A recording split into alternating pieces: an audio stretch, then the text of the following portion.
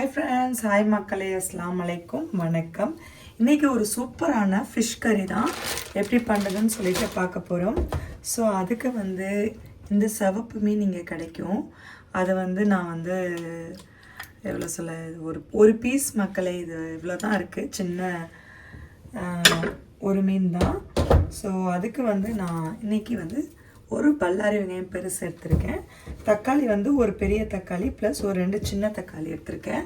So நம்ம இன்றைக்கி புளியெல்லாம் போட போகிறதில்ல, கொஞ்சம் லெமன் எடுத்துக்கலாம்.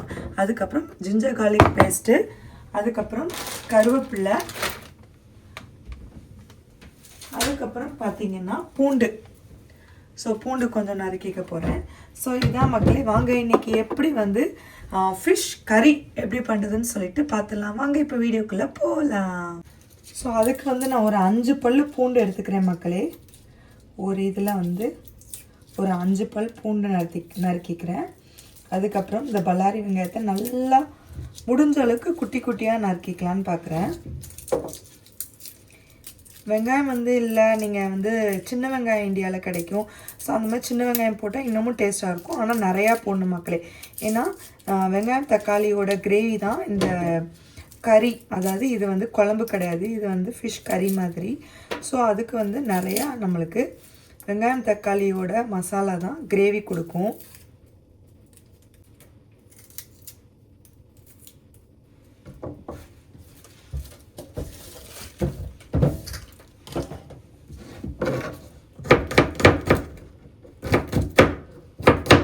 மக்களே, ப்ளஸ் என் ஹஸ்பண்டுக்கு ரொம்ப பிடிக்கும், அதனால் நான் பூண்டு நிறையா போட்டுக்கிறேன்.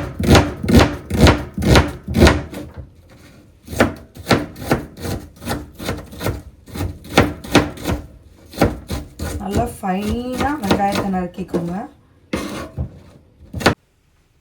ஓகே மக்களே, இப்போ இன்றைக்கி அதுக்கு தேவையான வெங்காயம் தக்காளி எல்லாம் நறுக்கி வச்சுட்டேன், பூண்டு எல்லாம். ஸோ வெங்காயம் தக்காளி பார்த்திங்கன்னா ஈக்குவலாக இருக்குது பார்த்தீங்களா. ஸோ இதுதான் இன்றைக்கி நம்மளுக்கு அதிகமாக கிரேவி கொடுக்கும். ஸோ வாங்க மக்களே எப்படி பண்ணலான்னு சொல்லிட்டு பார்த்துலாம். ஸோ கடாயை ஆன் பண்ணி இன்றைக்கி அதுக்கு தேவையான குக்கிங் ஆயில் எடுத்துக்கோங்க. நான் கோகோனட் ஆயில், தேங்காய் எண்ணெய் தான் எடுத்திருக்கேன்.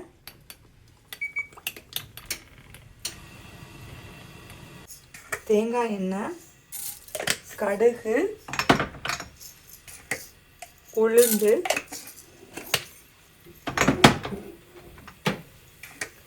கொஞ்சம் சீரகம், அதுக்கப்புறம் வெந்தயம் ஒரு இனுக்கு, எல்லாமே ஒரு இனுக்கு தான் மக்களே.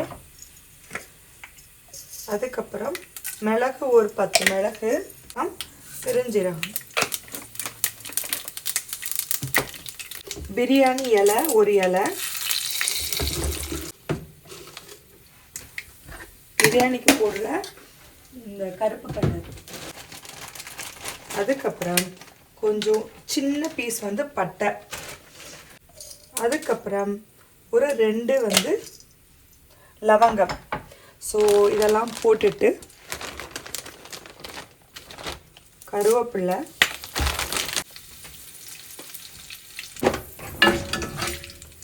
ஸோ இப்போ இதில் வெங்காயம் பூண்டு ரெண்டையும் போட்டுக்கலாம் மக்களே.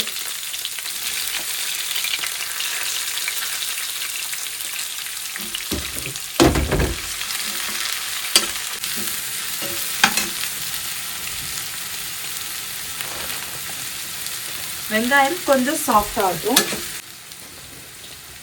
வெங்காயம் பூண்டு சாஃப்ட் ஆகிறதுக்கு ஒரு டிப்ஸ் சொல்லுவாங்க. ஸோ அது என்னன்னா உங்களுக்கும் தெரிஞ்சிருக்கும். உப்பு, அதாவது குக் பண்ணுறவங்களுக்குலாம் தெரியாது இல்லையா, குக் பண்ணுறவங்களுக்கு தெரியாது இல்லையா, உப்பு மக்களே. ஸோ உப்பு போட்டால் வெங்காயம் சீக்கிரம் சாஃப்ட் ஆகிடும்னு சொல்லுவாங்க. ஸோ நீங்களும் அந்த மாதிரி ட்ரை பண்ணுங்கள். இஞ்சி பூண்டு பேஸ்ட்டு போட்டுக்கிறேன்.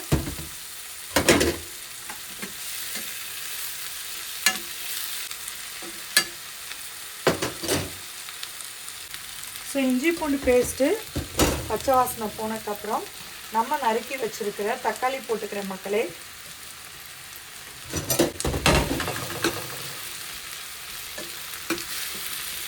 தக்காளி போட்டு அதை நல்லா ஒரு சாட்டே பண்ணிவிட்டு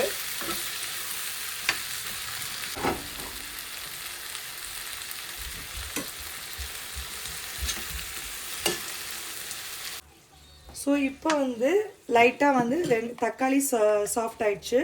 இப்போ 1 ஸ்பூன் ரெட் சில்லி பவுடர், அதாவது சில்லி பவுடர் போட்டுக்கலாம். மஞ்சள் பொடி ஒரு அரை ஸ்பூன் போட்டிருக்கேன்.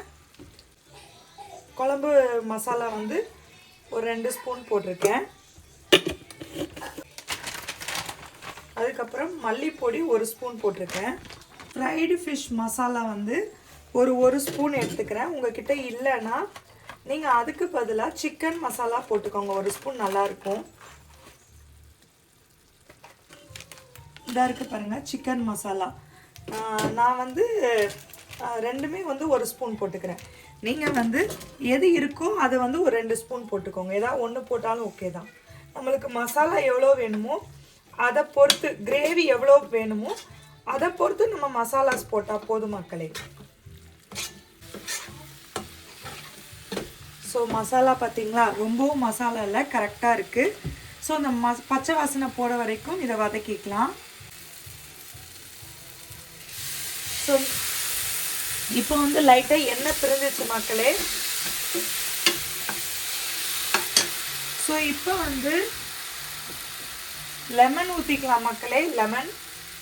லெமன் நீங்கள் ஃப்ரெஷ் லெமன் போட்டுக்கோங்க. என்கிட்ட இல்லாதனால நான் இந்த லெமன் 2 ஸ்பூன் போட்டிருக்கேன். அதுக்கப்புறம் இப்போ நம்ம கறிக்கு தேவையான தண்ணி, ரொம்ப தண்ணி தேவையில்லை.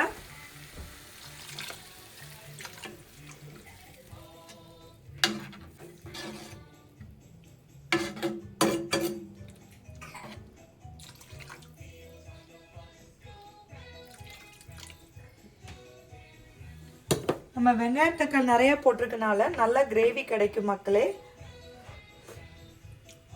இப்போ தண்ணி ஊற்றிட்டு உப்பு டேஸ்ட் பண்ணிவிட்டு, நான் வந்து மீன்லேயும் உப்பு போட்டு தான் கழுவி வச்சுருக்கேன். ஸோ தேவையான அளவு உப்பு பார்த்து போட்டுக்கோங்க. தண்ணி ஊற்றிட்டு இது கொஞ்சம் கொதிக்கட்டும். மூடி போட்டு கொதிக்க விட்டுக்கலாம். அப்பப்போ இப்படி மூடி ஓப்பன் பண்ணி கிளறி விட்டுக்கோங்க மக்களே. ஸோ வந்து இப்போ பாருங்கள், நல்லா தண்ணி ஊற்றி, வாவ் சூப்பர். அதாவது நம்ம வந்து லெமன் போட மாட்டோம் இதில், அதுக்கு ஈக்குவலாக நம்ம வந்து தக்காளி போட்டு பண்ணுறது தான் இது. இதை வந்து நம்ம தக்காளி கறின்னு கூட வச்சுக்கலாம், தக்காளி ஃபிஷ் கறி. ஸோ அந்த தக்காளியோட புளிப்பு தான் மக்களே இதில் இருக்கணும். நம்மளுக்கு புளியோட புளிப்பு இருக்கக்கூடாது. சூப்பராக இருக்குது மக்களே. கொஞ்சம் நான் தண்ணி ஆட் பண்ணிக்கிறேன். பாருங்க மக்களே, கொஞ்சம் லைட்டாக தண்ணி ஆட் பண்ணேன். ஸோ இதில் வந்து இன்னும் ஒரே ஒரு ஸ்பெஷல் இன்க்ரீடியன்ஸ் இருக்குது. அது வந்து நான் சொல்கிறேன் உங்களுக்கு. பாருங்கள் கைஸ், நல்லா வந்து எண்ணெய் பிரிஞ்சு வந்துருச்சு, மசாலா வாடையெல்லாம் போயிடுச்சு. இப்போ நம்ம இதில் வந்து என்ன ஸ்பெஷல் இன்க்ரீடியன்ஸ் ஆட் பண்ண போகிறோன்னா சர்க்கரை மக்களே. ஸோ 1 ஸ்பூன் சர்க்கரை போட்டுக்கோங்க. அந்த புளிப்பு உப்பெல்லாம் கரெக்டாக எடுத்து கொடுக்கும் மக்களே. ஸோ இது ரெஸ்டாரண்ட்டில் மஸ்ட்டு. சர்க்கரை போடாத எந்த ஒரு குழம்பும் வைக்க மாட்டாங்க ரெஸ்டாரண்ட்டில். ஸோ நீங்களும் இந்த மாதிரி சர்க்கரை போடுங்க, சூப்பராக தூக்கலாக இருக்கும் ஃபிஷ் கறி.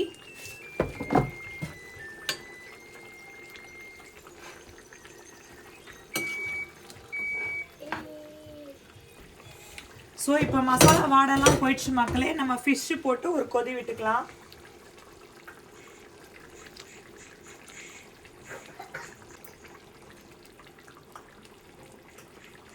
தங்க பிள்ளை,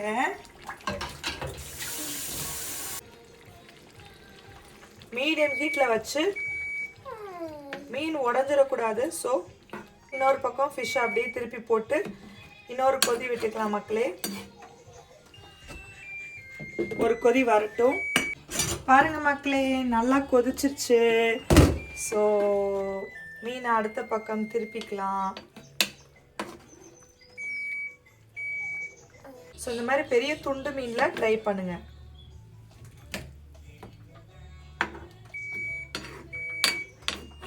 சூப்பராக மல்லிச்செடி போட்டு போதும், மீன் உடைய ஆரம்பிச்சிச்சு. ஸோ உடஞ்சா நல்லா இருக்காது மக்களே. ஸோ அடுப்பை அமர்த்தியாச்சு. சூப்பராக மல்லிச்செடியை அப்படியே மலைச்சாரல் மாதிரி போட்டு ஏன் தங்கம்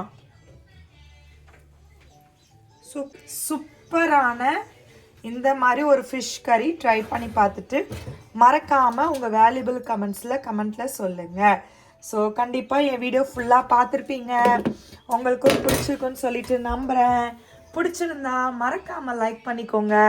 உங்கள் ஃப்ரெண்ட்ஸ், ஃபேமிலிஸ் அண்ட் ரிலேட்டிவ்ஸ் எல்லாத்துக்குமே நம்ம வீடியோஸை ஷேர் பண்ணுங்கள். இப்போ தான் நம்ம வீடியோ ஃபஸ்ட் டைம் பார்க்குறீங்கன்னா மறக்காமல் தஸ்னீம் vlogs என் சேனலை சப்ஸ்கிரைப் பண்ணி வச்சுட்டு பாருங்கள். பெல் பட்டனை அப்படியே டச் பண்ணி வச்சுக்கோங்க. அப்போ தான் நம்ம எப்போ வீடியோஸ் போட்டாலும் டிங்குன்னு கரெக்டாக நோட்டிஃபிகேஷன் வரும். ஸோ நெக்ஸ்ட் இந்த மாதிரி ஒரு சூப்பரான இன்ட்ரெஸ்டிங்கான வீடியோஸ் ஆர் vlogsல பார்க்கலாம். அது வரைக்கும் பாய் ஃப்ரம் தஸ்னீம்.